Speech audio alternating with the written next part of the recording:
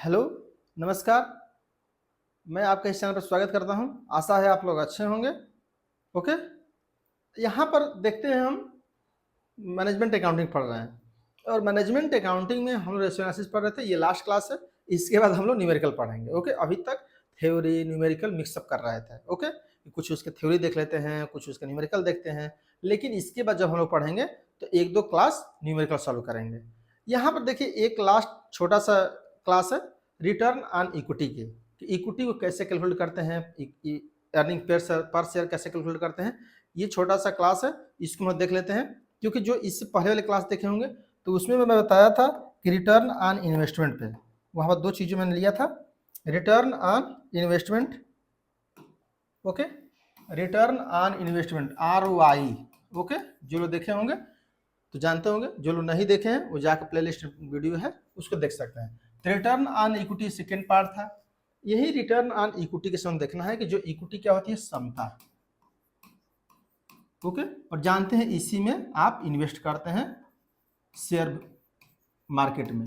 Okay, share market में इसी में इन्वेस्ट करते हैं, इसलिए ज़्यादा इंपॉर्टेंट है रिटर्न ऑन इन्वेस्टमेंट, चाहे रिटर्न ऑन इक्विटी हो, कि जो इक्विटी है उस पर कितना हमको रिटर्न मिला है, ये सब चीज़ें देखा जाता है। देखिए यहाँ पर क्या है, फर्स्ट में return on proprietary equity. Return on proprietary equity में क्या है, this is also known as return on share holders fund.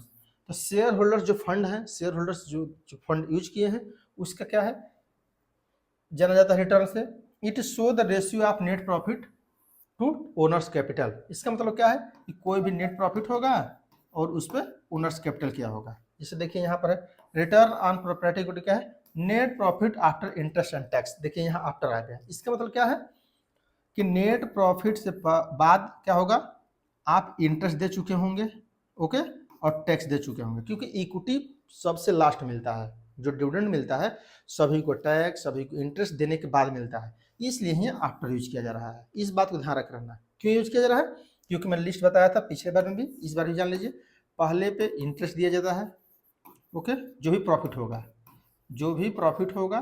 Net profit, उस नेट प्रॉफिट में सबसे पहले आप इंटरेस्ट देंगे, ओके, सेकेंड पे टैक्स देंगे, और थर्ड पे डिविडेंड देते हैं। एक तरह समझिए तो डिविडेंड थर्ड पर देते हैं। ओके, तो ये दो चीजें देने के बाद जो बचता है उसी को इक्विटी शेयर को मिलता है, जो हम लोग जैसे शेयर परचेज करते हैं, डिविडेंड जो मिलता है वो लास्ट स्टेप में मिलता है। क्योंकि ये दोनों डिडक्टेबल है टैक्स के अकॉर्डिंग। जब इनकम टैक्स पढ़े होंगे तो जानते होंगे ये दोनों चीजें डिडक्ट हो जाती हैं, टैक्स की भी छूट मिल जाती है और इंटरेस्ट दी है उसकी भी छूट मिल जाती है। ओके, और शेयर फंड, और ये तो मल्टीप्लाई 100 है क्योंकि परसेंटेज में करना है, उसमें तो कोई दिक्कत है नहीं। देखिए शेयर होल्डर्स फंड इंपॉर्टेंट है, कैसे कैलकुलेट होता है। देखिए शेयर होल्डर्स फंड में equity, preference capital, capital reserve, general reserve, undistributed profit. देखिए अनडिस्ट्रीब्यूटेड प्रॉफिट ना समझ में आया तो समझिए प्रॉफिट एंड लॉस अकाउंट की बात की जा रही है। ओके, जो पीएल से आया है उसकी, जनरल जो इससे तो चीजें पता चल ही जाएंगी। ओके, ये फर्स्ट है रिटर्न ऑन प्रॉपर्टी इक्विटी, क्योंकि कुछ इसमें पर निकाले जाते हैं। इसको देखिए, जैसे सेकंड क्या है, रिटर्न ऑन इक्विटी कैपिटल। अब देखिए वहां दोनों में डिफरेंस क्या है, यहाँ इक्विटी कैपिटल की बात की जा रही है, वहां रिटर्न ऑन इक्विटी की बात की जा रही थी। तो कैपिटल की बात आ जाए तो ये समझिए कि प्रीफरेंस हटा देना है। ओके, प्रीफरेंस शेयर होल्डर्स को इसमें से कैंसिल कर देना है। ओके, यहाँ पर रिटर्न ऑन इक्विटी कैपिटल में क्या देखेंगे, net profit of interest tax on, देखिए प्रेफरेंस डिविडेंड्स, जो प्रेफरेंस का डिविडेंड दिया जा रहा है उसको भी इसमें से माइनस कर दीजिए। ओके, और मल्टीप्लाई यहाँ आ गया गलत से, यहाँ पर मल्टीप्लाई 100। ओके, और शेयर होल्डर्स फंड तो रहेगा ही। तो इस प्रकार से इसका मतलब क्या है कि नेट प्रॉफिट में से जो पहले वाला वो तो रहेगा ही, और प्रीफरेंस यदि डिविडेंड दे चुके हैं प्रीफरेंस होल्डर्स को, उसको भी माइनस कर दे। क्यों, क्योंकि इक्विटी को उसके भी बाद मिलता है। अब इसका मतलब कि फोर्थ स्टेप ऐसे समझिए, तब आप समझ रहे हैं कि पहले आप इंटरेस्ट देंगे, ओके, टैक्स देंगे, प्रीफरेंस होल्डर्स को डिविडेंड देंगे, ओके, और उसके बाद इक्विटी होल्डर को डिविडेंड मिलेगा। ये स्टेप्स है। तो इसका मतलब इसकी बात की जा रही है। ओके, इससे पहले यहाँ पर तक बात किया जा रहा था और इसमें इसकी बात की जा रही है कि इसको क्या मिलेगा, इक्विटी कैपिटल को। तो इक्विटी कैपिटल को प्रीफरेंस शेयर होल्डर्स के बाद जो डिविडेंड दे दी जाती है उसके बाद जो बचेगा उसको दिया जाएगा। अभी न्यूमेरिकल करेंगे तो और ये क्लियर हो जाएगी, राइट। तो चलते हैं नेक्स्ट पे। देखिए क्वेश्चन दिया है, यहाँ पर क्वेश्चन जब देख लेंगे तो और चीजें क्लियर हो जाएंगी आप लोग को। देखिए यहाँ पर क्या है, गिव द फॉलोइंग इंफॉर्मेशन दिया गया है। 10% प्रेफरेंस शेयर होल्डर्स कैपिटल है 1 lakh, equity capital 2,50,000, capital reserve 10,000, general reserve 60,000, profit and loss account 30,000, net profit of the year 76,500 and calculate return on share holders fund and return on equity. देखिए return on share holders funds के लिए पहले calculate करना है, पहला पे return on shares holders fund, okay. इसके लिए कैलकुलेट करना है तो क्या करना है, पहले इस पे net profit divide by share holder fund, okay. यहां पर सबसे ज्यादा क्या है, शेयर होल्डर फंड इंपॉर्टेंट है, ओके। शेयर होल्डर्स फंड, इसमें शेयर होल्डर्स फंड में सिंपल से क्या करना है, सभी को ऐड कर देना है। जो ये है 1 लाख, 2,50,000, 10,000, 60,000 और प्रॉफिट एंड लॉस अकाउंट, यही अनडिस्ट्रीब्यूटेड प्रॉफिट है ना, okay. Profit and loss accounts, okay. ये है 30,000, ये तीनों को, ये इसको कहा था अनडिस्ट्रीब्यूटेड प्रॉफिट, ओके। इसलिए इसको भी ऐड किया जाता है, जो मैं पहले बताया था फार्मूला में। नहीं पता चला तो फिर से वीडियो को पॉज करके आप पीछे जाकर के देख सकते हैं, ओके। यहाँ पर क्या है, तीनों को आप ऐड कर देंगे, सभी चीज़ों को, आई थिंक सभी को। ये कितना आ जाएगा, 1 लाख, 2 लाख 50,000, 3 लाख 50,000, ये कितना हो जाएगा 16 और 3 4.5, ओके। 4 लाख 50,000, सॉरी 4 लाख 50,000, हाँ। अब क्या होगा, नेट प्रॉफिट कितना है, नेट प्रॉफिट देखिए for the year 76,500, okay, divide by share holder fund कितना है 4 लाख 50,000, ओके। अब यहाँ मल्टीप्लाई करेंगे 100 से, जो आएगा वही आपका आंसर हो जाएगा, 17%, ओके। 17% यही आपका आंसर हो जाएगा रिटर्न ऑन शेयर होल्डर्स का, ओके। I think clear. चलते हैं नेक्स्ट, ये कैलकुलेट करना, return on equity capital, return on equity capital, तो इसके लिए क्या मैं बताया था, इसके लिए बताया था कि net profit after interest tax और प्रेफरेंस डिविडेंड, इसके बाद के देखा जाएगा। अब देखिए हम लोग को नेट प्रॉफिट कितना है इसका 76,500 उस ईयर का, और इसमें से देखिए इसमें क्वेश्चन में दिया है कि 10% प्रेफरेंस शेयर होल्डर्स कैपिटल है, तो 10% का मतलब क्या समझते हैं आप, इसका मतलब ये है कि कैपिटल 1 लाख की है, 10% प्रेफरेंस शेयर होल्डर्स है, मतलब 10% उनको चाहिए रिटर्न, सिंपल सी बात है। तो इसका सिंपल से क्या करना है, 10% कैलकुलेट कर देना है, ओके। कितना आ जाएगा 10,000, इसका मतलब क्या है कि इसी में से 10,000 माइनस कर देना है, देखिए, क्योंकि net profit after interest and tax after preference dividend, after कब आएगा, जब इसमें से माइनस करेंगे तभी तो आफ्टर आएगा, तो इसको भी कर देंगे तो आफ्टर में हो जाएगा, ओके। अब यहाँ पर क्या करना है, यहाँ पर शेयर होल्डर्स फंड है ही, इसकी तो कोई दिक्कत है नहीं, ओके। यहाँ पर क्या करेंगे, यहाँ पर जो 76,500 है तो क्या हो जाएगा 66,500 हो जाएगा, ओके। और शेयर होल्डर्स फंड में, और शेयर जब देखिए इनको प्रॉफिट मिल चुका है तो इनको इसमें से माइनस करिए शेयर होल्डर फंड में, ओके। क्योंकि जब उनको प्रॉफिट मिल चुका है तो उनको तो इसमें रखने की आवश्यकता है नहीं, तो इसलिए शेयर होल्डर फंड सब देखिए कितना आया था 4,50,000 पूरा शेयर होल्डर फंड, ओके।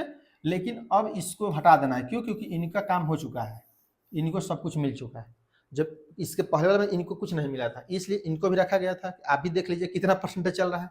अब क्या है कि अब केवल इक्विटी को देखा जा रहा है, इसको, अब इसके काम लायक चीजें बच गई हैं, इसलिए कह रहा है कि देखिए आप हट जाइए, आपको हटा देंगे, क्यों, क्योंकि अब आपके काम लायक नहीं है ये, अब मेरे, अब आपको लेस कर दिए, आपने डिविडेंड दे दिया, अब जो बचा वो मेरा है, तो मेरा है तो मैं देखूं कि अब मुझे कितना मिलेगा, ओके। इसलिए इसमें से क्या करेंगे 1 लाख रुपए माइनस कर देंगे, कितना आ जाएगा 3,50,000, यहाँ पर 3,50,000 से डिवाइड कर देंगे, मल्टीप्लाई कर देंगे 100 से, जो आएगा वही हो जाएगा रिटर्न ऑन इक्विटी कैपिटल। ध्यान रखना है इक्विटी कैपिटल मीन्स कि जो इक्विटी यूज हो रही है, देखिए ना इक्विटी कैपिटल यूज हो रही है, इसको किया जा रहा है, राइट। आई थिंक आप लोगों को चीजें और क्लियर हो चुकी होंगी किस प्रकार से ये कैलकुलेट किया जाता है। 19%, ये 19% आ रहा है, तो आप इजीली क्लियर कर सकते हैं किस प्रकार से इसको सॉल्व किया जाता है। देखिए सिंपल सी बात यह है कि इसमें सबसे ज़्यादा इंपॉर्टेंट जानते हैं क्या है? याद करना और चीज़ों को समझना, कि कैसे किसको दिया जा रहा है, किस प्रकार से इन्वेस्ट किया जा रहा है, किस प्रकार से किसके काम की चीज़ें हैं, तो किसको हमें कैलकुलेट करना है। तो थोड़ी सी बेसिक चीज़ों को पढ़िए, जो चीज़ें नहीं समझ में रही है आप कमेंट करिए, मैं उसको बता दूंगा। ओके, चलते हैं नेक्स्ट। देखिए ये सब चीज़ें हैं, बहुत इंपॉर्टेंट नहीं है, लेकिन इन एक्सपीरियंस टू का इन्वेस्ट करने के पॉइंट ऑफ व्यू से कोई पूछ दे तो आपको जानते रहना चाहिए। तो इसलिए मैं सोचा कि आपसे मान लीजिए पूछ दिया कि अर्निंग पर शेयर क्या होगा, suppose that earning per share, तो यहाँ पर सिंपल से क्या करना है, net profit after tax preference dividend जो आया था नंबर ऑफ इक्विटी, जैसे मान लीजिए उसमें कितना था, मान लीजिए कि उसमें नेट प्रॉफिट आया था 63,500, और मान लीजिए उसी क्वेश्चन में दिया होता कि 1000 equity number of equity share holders हैं, तो उसमें क्या करते 1000 से डिवाइड कर देते, जो आता उतना उतना रुपए मिल जाता है, इक्विटी अर्निंग पर शेयर हो जाती है। सिंपल सी बात है कि जितना लास्ट में बचा इक्विटी वालों को पूरा इक्विटी सोर्स, ऐसे कॉमन सेंस होता भी है। जैसे मान लीजिए ये आ गया 1 करोड़ रुपए, ओके, और पूछा जाए कि 10,000 मान लीजिए कि शेयर होल्डर्स हैं, बताइए कितना रुपए पर शेयर मिलेगा सबको। तो सिंपल से क्या करेंगे, 1 करोड़ में 10,000 से, सॉरी 1 करोड़ में 1 करोड़ कैसे होगा, ओके, 1 करोड़ में 10 लाख से, सॉरी 10,000 से आप डिवाइड कर देंगे 3 1, इसका मतलब क्या 1,000 रुपया पर शेयर आ गया अर्निंग पर शेयर, इसका मतलब 1,000 पर शेयर आपको डिविडेंड मिलेगा। सिंपल सी बात है, इसी को यहाँ बताया जा रहा है, तो ये कोई बहुत रॉकेट साइंस नहीं है। ओके, डिविडेंड पर पे आउट रेशियो, पे आउट रेशियो कैसे है, dividend per share earning per share, तो डिविडेंड पर शेयर कितना मिल रहा है मान लीजिए, जो भी आएगा, अर्निंग पर शेयर कितना आ रहा है कैलकुलेट कर लेंगे, जो आएगा उसको कैलकुलेट कर लेंगे।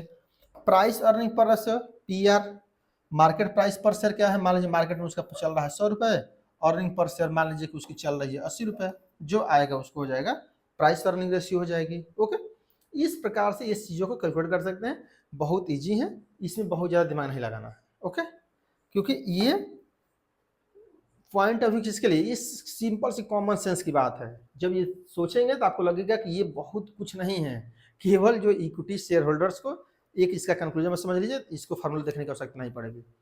सिंपल सी बात है, मैथमेटिकल कैलकुलेशन ये है कि जब आप इक्विटी शेयर होल्डर्स को डिविडेंड डिस्ट्रीब्यूट करने से पहले जो प्रॉफिट आएगी, मान लीजिए उनके पास 10 करोड़ की प्रॉफिट है, तो उसी 10 करोड़ की बात की जा रही है कि 10 करोड़ की बात उसके पास कितना नंबर ऑफ इक्विटी है, तो उसको भाग दे देंगे तो अर्निंग पर शेयर आ जाएगा। Dividend pay out ratio, dividend कितना मिल रहा है, तो जो अर्निंग पर शेयर है और डिविडेंड पर शेयर है, डिविडेंड 10 रुपया है, मान लीजिए अर्निंग पर शेयर इतना है, अर्निंग पर शेयर यहाँ से आ ही गया होगा। ओके, यहाँ से अर्निंग शेयर तो आ ही गया होगा ना, आप देखिए तो